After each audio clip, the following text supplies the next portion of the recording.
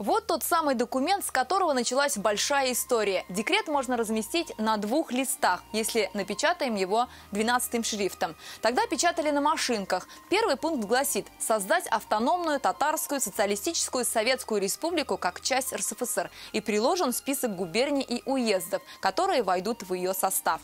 Из Казанской губернии Казанский, Лаишевский, Мамадышский, Свияжский, Чистопольский, Тетюшский и Спасские уезды, по 2 волости Елабужского, Краснококшанского, Бугульминского уездов, из Вятской губернии 7 волостей Малмышского уезда, из Симбирской губернии 3 волости Симбирского уезда и 11 властей Буинского уезда.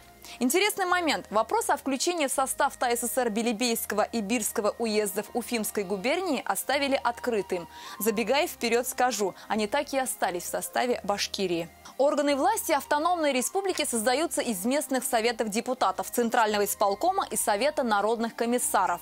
Согласно документу, если взять органы исполнительной власти, то для управления делами учреждаются народные комиссариаты. Ныне это министерство. Тогда их было 10.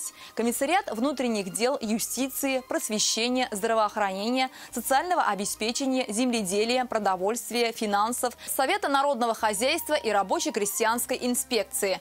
А иностранные дела и внешняя торговля остаются в ведении центральных органов РСФСР.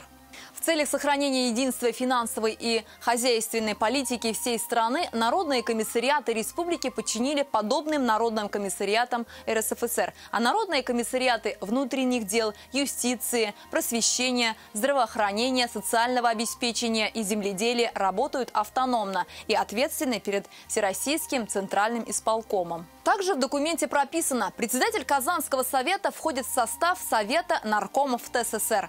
Все финансы и техсредства ТАССР получает из общих средств РСФСР. Сейчас бы это назвали финансированием из федерального бюджета.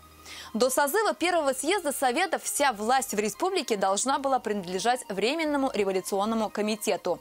Документ приписывает Народному комиссариату внутренних дел и Народному комиссариату по делам национальности образовать смешанную комиссию для разрешения вопросов при установлении окончательных границ ТССР. 27 мая 2020 года декрет подписали председатель ВЦИК Михаил Калинин, председатель Совнаркома Владимир Ульянов-Ленин и секретарь Авель Янукидзе.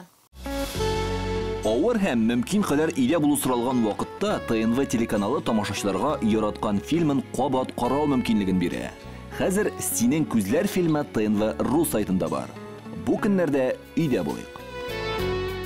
Все новости дня, выпуски программы «Новости Татарстана», программы и фильмы на сайте tnv.ru и на YouTube-канале ТНВ. Подписывайтесь.